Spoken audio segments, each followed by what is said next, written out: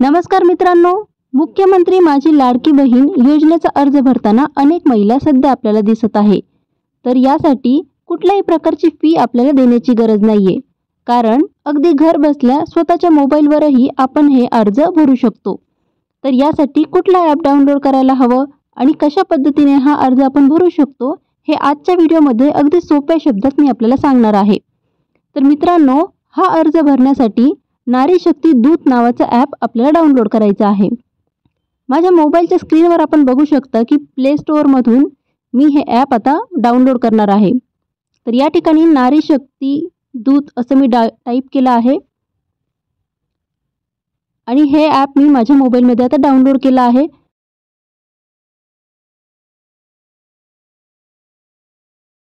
आणि हे application open केल्यावर आपल्याला अशी स्क्रीन या ठिकाणी दिसणार आहे। तर सर्वात प्रथम आपल्याला आपला मोबाईल क्रमांक या ठिकाणी टाकायचा आहे। यानंतर ॲक्सेप्ट टर्म्स अँड कंडिशनवर आपल्याला टिक करायचं आहे आणि लॉग इन पर्यायावर क्लिक करायचं आहे। यानंतर 4 डिजिट OTP आपल्या मोबाईलवर पाठवला जाईल। हा OTP या ठिकाणी टाकून व्हेरीफाय OTP असं ऑप्शन आपल्याला क्लिक करायचं आहे। आता जेव्हा पहिल्यांदाच तुम्ही हे ॲप डाउनलोड करताय तेव्हा आपल्याला प्रोफाईल आपली अपूर्ण आहे असं सांगितलं जाईल। आपली माहिती भरण्यासाठी येथे क्लिक करा असं जे आपल्याला खाली दिसतंय तिथे आपल्याला क्लिक करायचं आहे। यानंतर पुढील पेज ओपन होईल जिथे आपल्याला आपलं पूर्ण नाव, ईमेल ID, आपला जिल्हा, तालुका आणि नारी शक्ती प्रकार म्हणजे आपण कुठल्या प्रकारच्या महिला आहात हे यापैकी एक योग्य ऑप्शन सिलेक्ट करायचा आहे आणि त्यानंतर अपडेट करा या पर्यायावर क्लिक करायचं आहे। यानंतर परत तुम्ही मुख्य पेजवर याल जिथे तुम्हाला नारी शक्ती दूत या होम पेजवर क्लिक करायचं आहे। यानंतर मुख्यमंत्री माझी लाडकी बहीण योजना इथे आपल्याला क्लिक करायचं आहे। आता इथे आपला मुख्य फॉर्म ओपन झालेला आहे। तर यामध्ये आपल्याला आधार कार्ड प्रमाणे महिलेचे पूर्ण नाव, त्यानंतर पतीचे नाव किंवा वडिलांचे नाव, त्यानंतर महिलेचे लग्नापूर्वीचे नाव टाकायचे आहे, त्यानंतर जन्मदिनांक टाकायचे आहे, आधार कार्ड प्रमाणे अर्जदाराचा पूर्ण पत्ता, जिल्हा, गाव किंवा शहर, त्यानंतर ग्रामपंचायत, नगरपंचायत किंवा नगरपालिका टाकायची आहे, त्यानंतर आपल्याला आपला पिन कोड, मोबाईल क्रमांक आणि आधार क्रमांक देखील टाकायचा आहे। यानंतर शासनाच्या इतर विभागातील राबवल्या जाणाऱ्या आर्थिक योजनेचा तुम्ही लाभ घेत आहात की नाही, हो किंवा नाही असं आपल्याला सांगायचं आहे।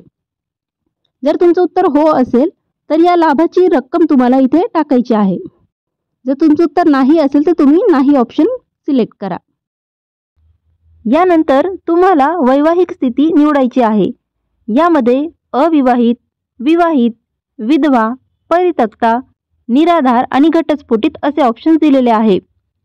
यानंतर महिलेचा जन्म परराज्यात झाला आहे का हे आपल्याला सांगायचे आहे। जर तुमचं उत्तर हो असेल तर कुठल्या राज्यामध्ये तुमचा जन्म झाला आहे हे राज्याचे नाव तुम्हाला इथे सिलेक्ट करायला लागेल। खाली आपल्याला सर्व राज्यांची यादी दिलेली आहे, त्यातील योग्य ते राज्य आपण निवडायचे आहे। जर तुमचं उत्तर नाही असेल तर तुम्ही नाही हा पर्याय निवडू शकता। यानंतर तुम्हाला बँकेचे सर्व डिटेल्स या ठिकाणी द्यायचे आहे। यामध्ये बँकेचे पूर्ण नाव, बँक खातेधारकाचे नाव, बँक खाते क्रमांक, IFSC कोड आणि तुमचा आधार क्रमांक बँक खात्याला जोडला गेला आहे की नाही हे सांगायचे आहे। जर तुमचा आधार क्रमांक बँक खात्याला जोडला गेलेला नसेल तर लवकरात लवकर तुम्ही हे काम पूर्ण करावे। यानंतर खाली दिलेली सर्व कागदपत्रे तुम्हाला अपलोड करायची आहेत। तर आता आपण बघूया कुठली कागदपत्र ह्या योजनेसाठी आपल्याला लागणार आहेत। यामध्ये सर्वात महत्त्वाचं आहे आधार कार्ड, त्यानंतर अधिवास प्रमाणपत्र, यामध्ये 15 वर्षापूर्वीचे रेशन कार्ड किंवा मतदान कार्ड किंवा शाळा सोडल्याचा दाखला किंवा जन्म दाखला यापैकी एक चालणार आहे। त्यानंतर उत्पन्न प्रमाणपत्र।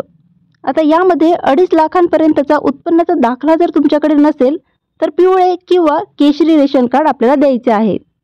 पुढे आहे अर्जदाराचे हमीपत्र म्हणजेच अर्जदाराचे स्वयंघोषित केलेले पत्र। याचा एक नमुना खाली दिलेल्या ॲक्सेप्ट हमीपत्र इथं दिला आहे। तो तुम्हाला एका कागदावर स्वतः लिहून सही करून दिनांक टाकून त्याचा फोटो काढून इथे अपलोड करायचा आहे। त्यानंतर बँक पासबुक, त्यानंतर अर्जदाराचा फोटो। अर्जदाराचा फोटो अपलोड करताना अर्जदार महिला इथं उपस्थित असणं गरजेचं आहे, कारण या ठिकाणी कॅमेरा सुरू होतो व फोटो घेतला जातो आणि मग तो तुम्हाला अपलोड करायचा आहे। आता तुम्हाला ॲक्सेप्ट हमीपत्र येथे टिक करायचे आहे। यानंतर आपल्याला स्वीकारा हा ऑप्शन येथे सिलेक्ट करायचा आहे व नंतर माहिती जतन करा या ऑप्शनवरती तुम्हाला क्लिक करायचे आहे। यानंतर सर्व माहिती तुम्हाला पुन्हा एकदा दाखवली जाईल, तेव्हा तुम्ही भरलेली सर्व माहिती योग्य आहे की नाही याची तुम्ही खात्री करून घ्या। यानंतर सबमिट बटनवर तुम्हाला क्लिक करायचे आहे। आता शेवटी पुन्हा एकदा तुम्हाला 4 डिजिट OTP पाठवला जाईल। तो OTP टाकून तुम्ही शेवटी हा फॉर्म पुन्हा एकदा सबमिट करा। तर अशा पद्धतीने मुख्यमंत्री माझी लाडकी बहीण योजनेचा फॉर्म तुमचा भरून झालेला आहे। ही माहिती जर तुम्हाला उपयुक्त वाटली असेल तर मला कमेंट करून नक्की कळवा। धन्यवाद।